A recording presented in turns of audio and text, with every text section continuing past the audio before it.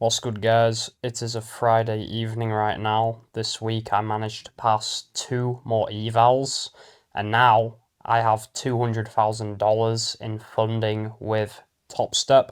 So, although I am academically stupid, I'm failing all of my exams, that doesn't necessarily mean that I don't know how to trade and I am stupid in the markets. So, I'm going to be helping you guys with how you guys can not be stupid in the market and hopefully how you guys can get, you know, if you haven't passed a funded, hopefully this video will help you to pass a funded. But if you want to know how to scale your fundeds like I have, I'm going to be showing you guys step by step kind of how I scaled my funded accounts. So basically, right, let's get to the beginning. I started trading 10 months ago, and I would say, from 0 months to 10 months, I've made pretty quick progress. So, what did I do? From month 0 to month 2, and this is what you guys need to do as well. I was purely on a demo account, right? I did demo trading, and that is necessary at the start. You guys should be at base level 1, right? When you talk about trading, there's different levels to this shit, right? Level 1, demo trading, right? That's the base. You need to build the foundations. It's like building a house. You need to have the foundations in place.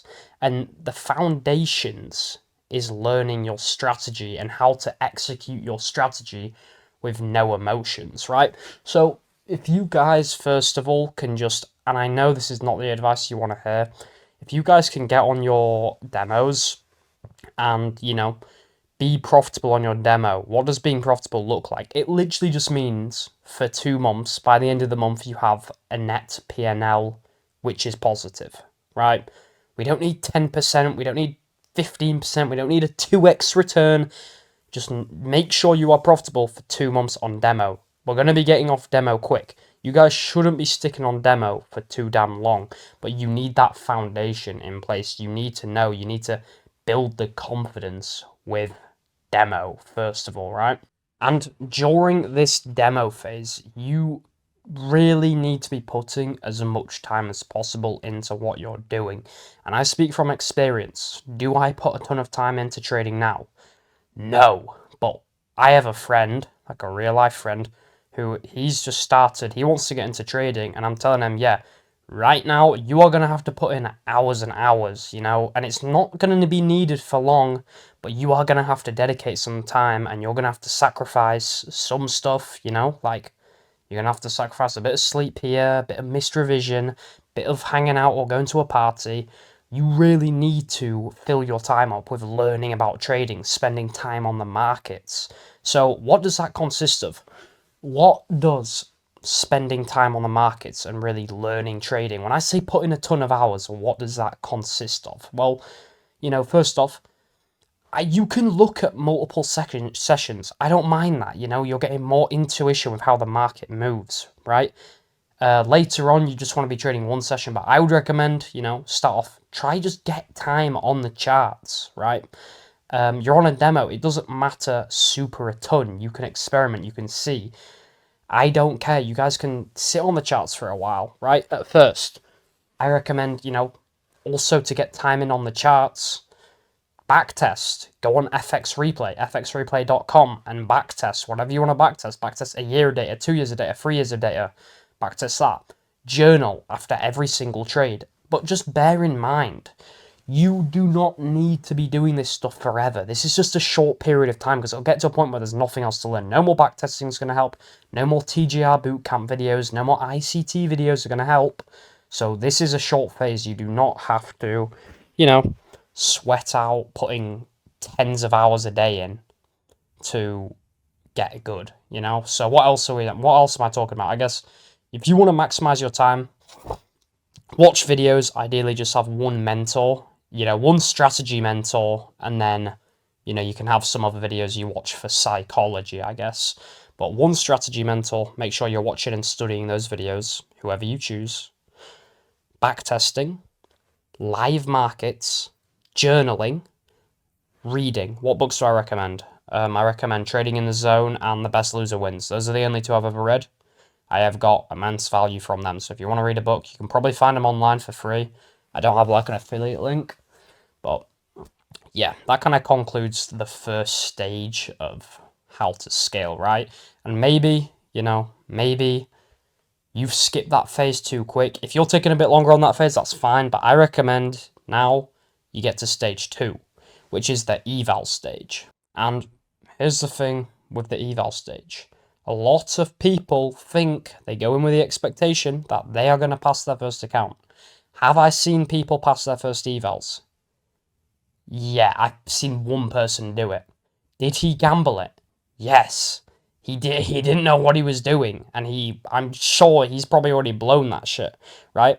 Why would you want to gamble an eval? Just think, because a lot of people don't understand that. Like, yeah, I just want to get funded as quick as possible.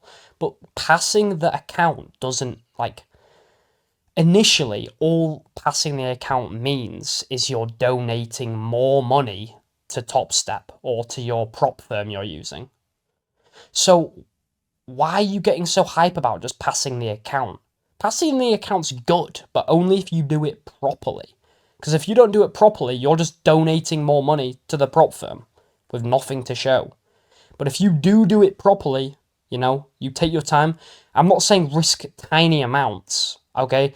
Like the 2 evals I passed today, not today, this week, I was risking 1,000 per trade,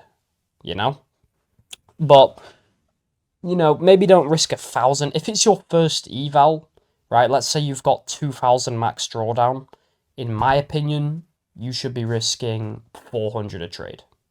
In my opinion, if it's your first eval, you should be risking 400 a trade. You should not be scared to blow these evals, but there's a fine line between that and gambling it. When I say do not be afraid to blow the eval, that doesn't mean gamble the fuck out of it. That just means don't be scared to enter trades which are good, Don't be scared to learn, It's $50. You need to be ready to spend money to learn, right? So there's just a fine line between being a gambler and not being scared to blow your eval. And if you are scared to blow your eval and that's why you're not trading properly, I guess what I'm trying to say is not being scared to blow your eval could either mean you don't trade properly, as in you're scared to trade properly, or you don't trade properly because you're like gambling it, right? But if you are scared to trade properly because you don't want to blow it, you need a job. Or you need to make sure you have some sort of money, so that you don't have to worry about, hey, if I blow this eval, I don't have another $50 to pay for another one. So I'm not even going to discuss this because no one wants to hear this, but just know, if you don't have the money, like I worked in a butcher's for like 3 months just to get a little bit more money just so I was safe enough to rip through some evals. Because you will not pass your first eval, statistically. You will not pass your first eval and get a payout from it. Statistically, I'm speaking in like 95% probability right now. So just be aware, you probably will blow your first eval.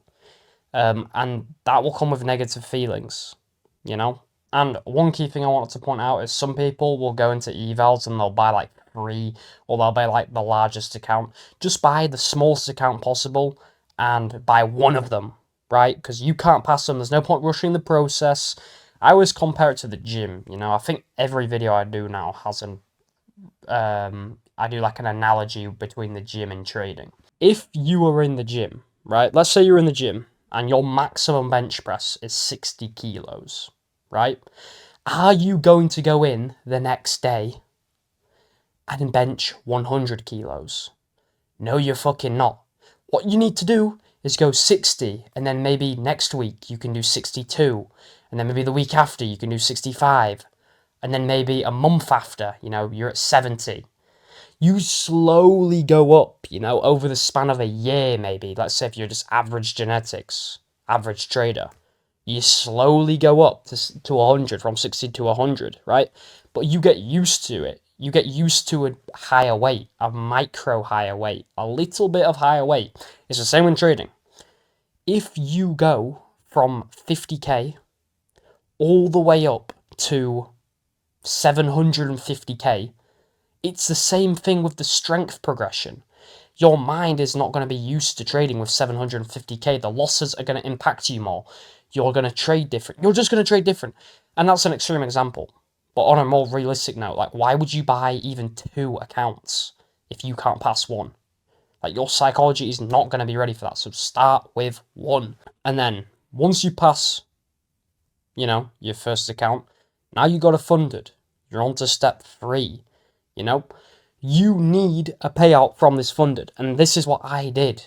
I got the 1k payout from my first funded, and then I bought more accounts. All right. Once I got the payout, then instead of buying 1 more account, I bought 2 more accounts. Right. So you can then slowly work your way up, but you have to get the money from Top Step, because Top Step, you should not be treating Top Step or any prop firm like it's a charity. It's not a charity. Stop donating to it. You need to get the return. You're giving them money. They need to give you the money back before you start considering fucking giving them even more money, So now, once you've got your payout, you trade properly.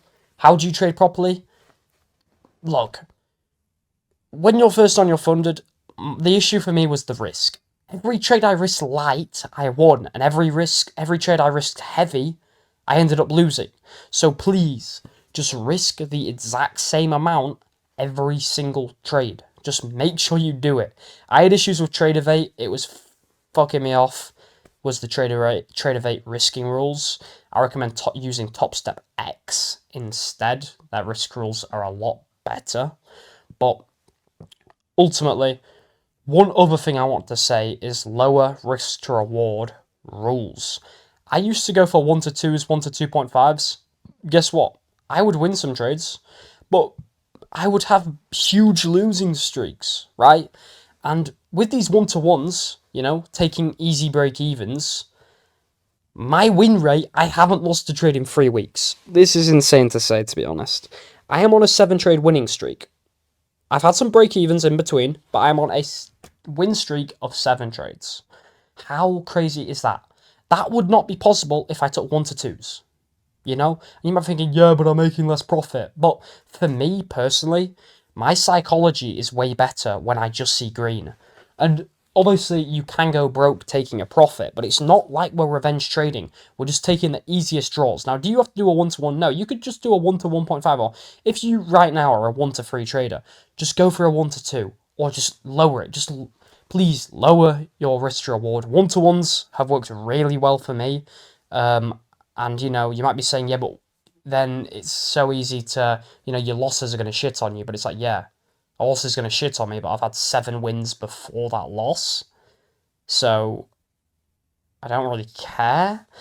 But ultimately, with strict drawdown rules, you can't be affording to keep going into losses. And personally, I just feel better if I'm green on the day. I don't care, the higher win rate for me mentally makes me feel better, If I take a loss, no matter the loss, it does bring my day down a little bit. So just seeing green on the day more, regardless if it's a big green day or a smaller green day, it does feel pretty good. You feel like it's more positive feedback for you're doing something right if you're green on more days. That's just my opinion. And obviously, yeah, with the drawdown rules, higher win rates rule. You can get a higher win rate by trading properly, but if you just want a higher win rate like that, lower your risk to reward, And then you can start risking more because your win rate's higher. Instead of risking 200 a trade, now you can risk 400 a trade. Or, you know what? I'm even considering going to 500 a trade, because my win rate is getting pretty damn good. So, ultimately, ugh, I'm sweating like a motherfucker. I think that's going to wrap up the video, though. That's how I got 200k in funding. I just explained it all step by step, month by month. I went from 0 to 2 months, and then step 2 was from 2 months to 7 months, and then 7 months to 10 months. Now I am here with 200k in funding, had my first payout, and Trust me, if I can trade properly for 3 weeks, I can trade properly for another 3 weeks. This shit's sticking. We're doing a 10k month.